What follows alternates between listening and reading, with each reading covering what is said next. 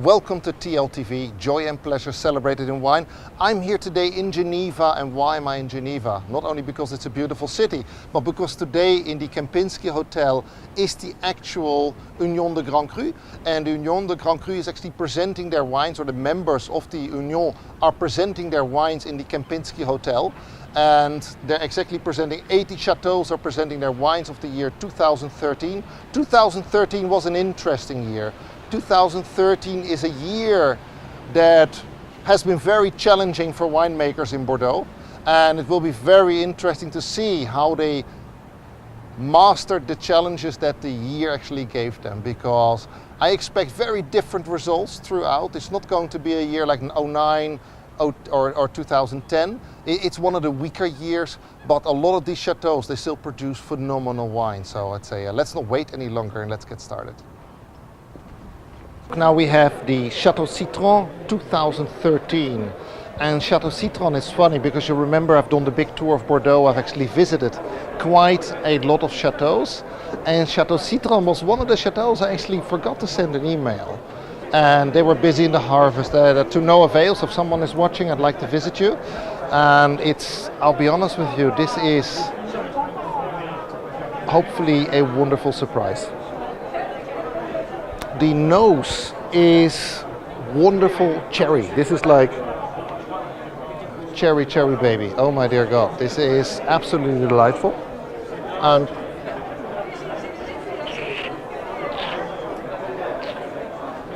very untypical because this is very light, it's very elegant. It has like it's a wonderful chew. The tannins are there, so this is one to keep and to actually keep a lot longer. It has the cream notes that, I'll be very honest with you, are not particularly something I truly enjoy, but altogether this is for me an enjoyable mid-80s, so let's say early mid-80s, 83, absolutely fine. If you get it, try it out. This needs a lot more time. The tannins support it. The structure from an acidity perspective is there. Wait 3 to 4 years and then you can go and enjoy the Château Citran. Well, let's continue. And we continue, and this is quite special as I have found Chasse-Spleen. And Chasse-Spleen is one of these little gems that I have already visited, and I've tasted lots of their wines, and it's one of the wines I got to know in my time in Paris. And Château Chasse-Spleen, this is the 2013, a challenging year. I will keep repeating that and repeating that. And it's something, I'll be honest with you, it's from the perspective of Chasse-Spleen is something where I think the ratio price quality is very good. I'll never forget the 2001 or 2000 Chasse-Spleen. It's definitely was one of these wines where I sat on my sofa in my house in Bern, and the earthiness, the funginess, watched the tasting note on Vivino actually. It was delightful. I'll try to blend in a link.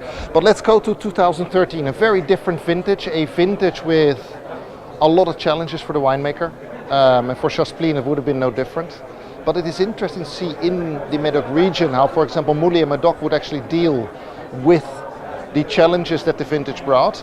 And I'd say let's not wait any longer, as we only have 3 hours to taste all the wines here, or at least make a moderate selection. The nose is very timid, a little bit closed, reminds me of the last wine, and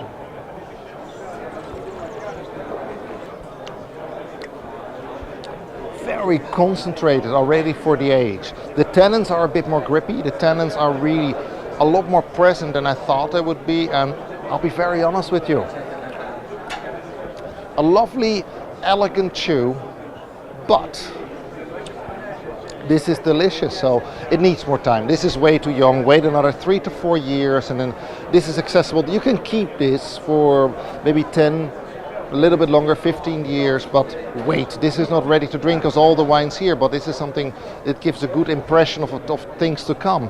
And this shows you, 2013 has brought forward some really interesting wines, and that is as well the reason for me, this is 86. I really appreciate this, but the Château de la Marque, for example, that really stood out, or Château Gicourt stood out, and I'm already looking forward to actually trying.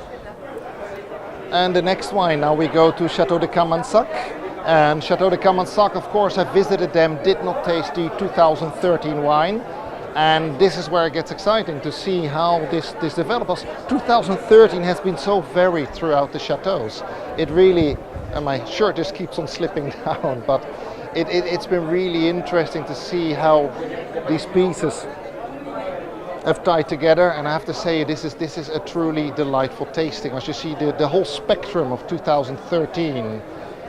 Considering it's just a few square miles at the end of the line, it's been exceptional. So let's have a taste and a look. Château de Camensac, Haut Médoc. A little ashy and grey on the nose. If you then look at the color, it's still very youthful, very playful, actually, when you think of it. And if you just go for it, you get a little bit of caramel in the nose, and I didn't expect that, a little bit of toastiness, and where you notice as well, this is a very young wine. This still has a very lengthy life cycle ahead of itself.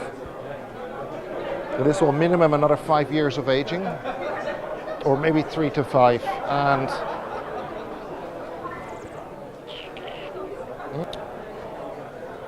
very youthful, a lot of spice. You get some tobacco. A wonderful creamy finish, and the tannins, they are just very well organized.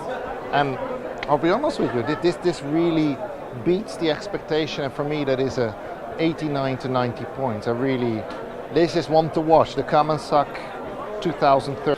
This is where cool stuff happens, because I finally found Château Poujeaux. I had a tasting there. I actually ended up in a wild flowing river here in Switzerland, tasting the 2005. And I'll be honest with you, 2013, I'll be very curious, as I did an interview with Christophe, the director of Château Poujeaux, and it's one of my favorite chateaux. So it's hard to be actually very objective, as I think they have a great quality price ratio where you get a lot of wine for a very affordable price and a lot of craftsmanship. So it's as well the Château de Camensac, which I just tasted. For me, just raised the bar, considering how difficult it was actually 2013, if you consider the amount of effort in fruit selection to ensure that you get the right ingredients for the initial vinification. It's something, I'll be honest with you, this is very different. So you already notice when you actually just look at it, and it's very dark, it's very playful in that sense. It just opened actually, as wines tend to go very quick. People really tend to, they have 80 chateaus, 3 hours, so it's almost like Olympic Games of wine. And I'm trying to just make the picks and find the ones, but this is like 80 very good chateaus that are selected here. So the nose is like actually a little bit of granite, some red fruit, and lots of tobacco, lots of licorice. This grabs you. This is like a Varigant, I'd say Godzilla as a ballerina. This is very powerful, a lot of spice, a very opulent wine, and at the same time it's very refined. It has a lot of raffinesse, and it has the cream note. Those will disappear. Give it 3 to 4 years and it will start to basically calm down a little bit. But these tannins and this acidity already shows you this wine is really well architected. And going forward, and there for me as well, 2005 still sets the mark. Of course, 2013, a very different vintage, very challenging. So if you take all these pieces into account, for me this is a very enjoyable 89 points.